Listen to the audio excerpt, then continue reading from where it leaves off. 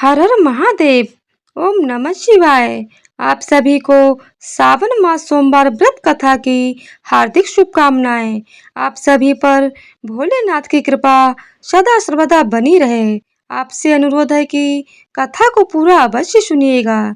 तो चलिए कथा को शुरू करते हैं। सावन सोमवार व्रत कथा। सावन सोमवार कथा के अनुसार अमरपुर नगर में एक धनी व्यापारी रहता था। दूर दूर तक उसका व्यापार फैला हुआ था। नगर में उस व्यापारी का सभी लोग मान सम्मान करते थे। इतना सब कुछ होने पर भी वह व्यापारी अंतर मन से बहुत दुखी था, क्योंकि उस व्यापारी का कोई पुत्र नहीं था। दिन रात उसे एक ही चिंता सताती रहती थी। उसकी मृत्यु के बाद उसके इतने बड़े व्यापार और धन संपत्ति को कौन संभालेगा। पुत्र पाने की इच्छा से वह व्यापारी प्रति सोमवार भगवान शिव की व्रत पूजा किया करता था। सायकाल को व्यापारी शिव मंदिर में जाकर भगवान शिव के सामने घी का दीप जलाया करता था। उस व्यापारी की भक्ति देखकर एक दिन पार्वती ने भगवान शिव से कहा, हे प्राणनाथ, यह व्यापारी आपका सच्चा भक्त है। कितनों दिनों से यह सोमवार का व्रत और पूजा नियमित कर रहा है। भगवान, आप इस व्यापारी की मनोकामना अवश्य पूर्ण करें। भगवान शिव ने मुस्कुराते हुए कहा, हे पार्वती, इस संसार में सबको उसके कर्म के अनुसार फल की प्राप्ति होती है। प्राणी जैसा कर्म करता है उसे वैसा ही फल प्राप्त होता है। इसके बावजूद पार्वती जी नहीं मानी। उन्होंने आग्रह करते हुए कहा, नहीं प्राणनाथ, आपको इस व्यापारी की इच्छा पूरी करनी ही पड़ेगी। यह आपका अनन्य भक्त है। प्रति सोमवार आपका विधिवत व्रत रखता है और पूजा अर्चना के बाद आपको भोग लगाकर एक समय भोजन ग्रहण करता है। आपको इसे पुत्र प्राप्ति का वरदान देना ही होगा।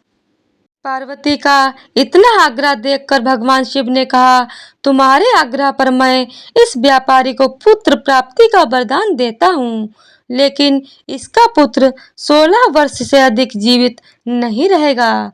उसी रात भगवान शिव ने स्वप्न में उस व्यापारी को दर्शन देकर उसे पुत्र प्राप्ति का वरदान दिया और उसके पुत्र के 16 वर्ष तक जीवित रहने की बात भी बताई। भगवान के वरदान से व्यापारी को खुशी तो हुई, लेकिन पुत्र की अल्पायु की चिंता ने उस खुशी को नष्ट कर दिया। व्यापारी पहले की तरह सोमवार का विधिवत व्रत करता रहा। कुछ महीने पश्चात उसके घर अति सुंदर पुत्र उत्पन्न हुआ। पुत्र जन्म से व्यापारी के घर में खुशियां भर आईं। बहुत धूमधाम से पुत्र जन्म समारोह मनाया गया। व्यापारी को पुत्र जन्म की अधिक खुशी नहीं हुई, क्योंकि उसे पुत्र की अल्पायु के रहस्य का पता था। यह रहस्य घर में किसी को नहीं मालूम था। विद्वान ब्राह्मणों ने उस पुत्र का नाम अमर रखा। जब अमर 12 वर्ष का हुआ तो शिक्षा के लिए उसे वाराणसी भेजने का निश्चय हुआ। व्यापारी ने अमर के मामा दीपचंद को बुलाया और कहा कि अमर को शिक्षा प्राप्त करने के लिए वाराणसी ले जाओ। अमर अपने मामा के साथ शिक्षा प्राप्त करने के लिए चल दिया। रास्ते में जहाँ भी अमर और दीपचंद रात्रि विश्राम के लिए ठहरते, वहीं यज्ञ करते और ब्राह्मणों को भोजन कराते थे। लंबी यात्रा के बाद अमर और दीपचंद एक नगर में पहुंचे। उस नगर के राजा की कन्या के विवाह की खुशी में पूरे नगर को सजाया गया था। निश्चित समय पर बारात आ गई, लेकिन वर का पिता अपने बेटे के एक आंख से काना होने के कारण बहुत चिंतित था। उसे इस बात का भय सता रहा था कि राजा को इस बात का पता चलने पर कहीं वह विवाह से इनकार न कर दें, इससे उसकी बदनामी होगी। वर के पिता ने अमर को देखा तो उसके मस्तिष्क में एक विचार आया। उसने सोचा, क्यों न इस लड़के को दूल्हा बनाकर राजकुमारी से विवाह करा दूं। विवाह के बाद इसको धन देकर विदा कर दूंगा और राजकुमारी को अपने नगर में ले जाऊंगा।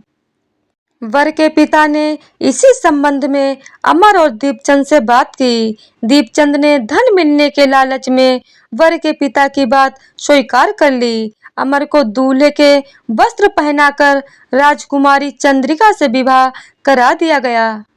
राजा ने बहुत सा धन देकर राजकुमारी को विदा किया। अमर जब लौट रहा था तो सच नहीं छिपा सका और उसने राजकुमारी की ओढ़नी पर लिख दिया, राजकुमारी चंद्रिका, तुम्हारा विवाह तो मेरे साथ हुआ था। मैं तो वाराणसी में शिक्षा प्राप्त करने के लिए जा रहा हूँ। अब तुम्हें जिस नवयुवक की पत्नी बनाकर भेजा जाएगा वह एक आंख से काना है। जब राजकुमारी ने अपनी ओढ़नी पर लिखा हुआ पढ़ा तो उसने काने लड़के के साथ जाने से इनकार कर दिया। राजा ने सब बातें जानकर राजकुमारी को महल में रख लिया। उधर अमर अपने मामा दीपचंद के साथ वाराणसी पहुंच गया। अमर ने गुरुकुल में पढ़ना शुरू कर दी। जब अमर की आयु 16 वर्ष पूरी हुई तो उसने एक यज्ञ किया। यज्ञ की समाप्ति पर ब्राह्मणों को भोजन कराया और खूब अन्न वस्त्र दान दिए। रात को अमर अपने शयन कक्ष में सो गया। शिव के वरदान के अनुसार शयनावस्था में ही अमर के प्राण पखेरु उड़ गए। सूर्योदय होने पर मामा अमर को मृत देखकर रोने पीटने लगा। आसपास के लोग भी एकत्र होकर दुख प्रकट करने लगे। मामा के रोने विलाप करने के स्वर समीप से गुजरते हुए भगवान शिव और माता पार्वती ने भी सुने। पार्वती जी ने भगवान से कहा, हे प्राणनाथ, मुझसे इसके रोने के स्वर सहन नहीं हो रहे। आप इस व्यक्ति के कष्ट अवश्य दूर करें। भगवान शिव ने मां पार्वती जी के साथ अदृश्य रूप में समीप जाकर अमर को देखा तो पार्वती जी से बोले, पार्वती, यह तो उसी व्यापारी का पुत्र है। मैंने इसे 16 वर्ष की आयु का वरदान दिया था। इसकी आयु तो अब पूरी हो गई है। पार्वती जी ने फिर भगवान शिव से निवेदन किया, हे प्राणनाथ, आप इस लड़के को जीवित करें, नहीं तो इसके माता पिता पुत्र की मृत्यु के कारण रो रो कर अपने प्राणों का त्याग कर देंगे। इस लड़के का पिता तो आपका परम भक्त है। बरसों से श्रावण सोमवार का व्रत करते हुए आपको भोग लगा रहा है। पार्वती के आग्रह करने पर भगवान शिव ने उस लड़के को जीवित होने का वरदान दिया और कुछ ही पल में वह जीवित होकर उठ बैठ गया।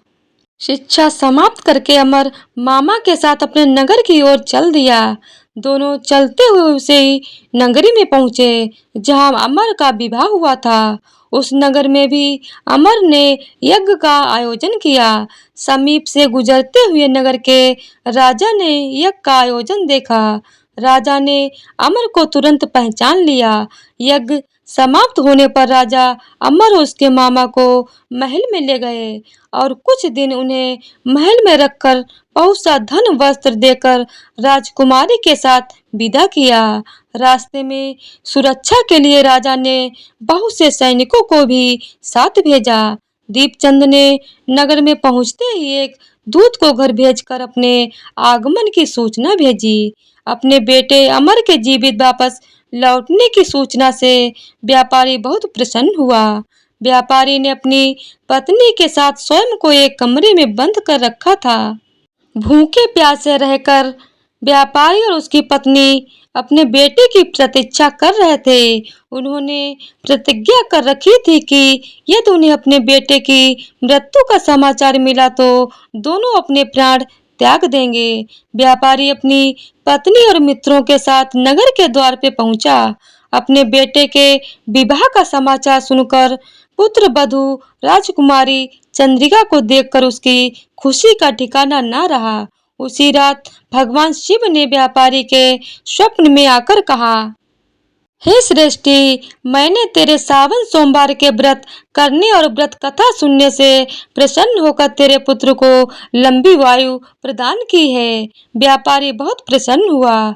सोमवार का व्रत करने से व्यापारी के घर में खुशियां लौट आईं। शास्त्रों में लिखा है कि जो स्त्री पुरुष सोमवार का विधिवत व्रत करते हैं और व्रत कथा सुनते हैं उनकी सभी इच्छाएं पूरी होती हैं और उन्हें मनवांछित फल मिलता है। तो बोलिए जय शिव शंभू। ओम नमः शिवाय। तो आज की वीडियो आप लोगों को पसंद आई हो तो वीडियो को लाइक, शेयर और चैनल को सब्सक्राइब कर दीजिएगा। हर हर महादेव। ओम नमः शिवाय।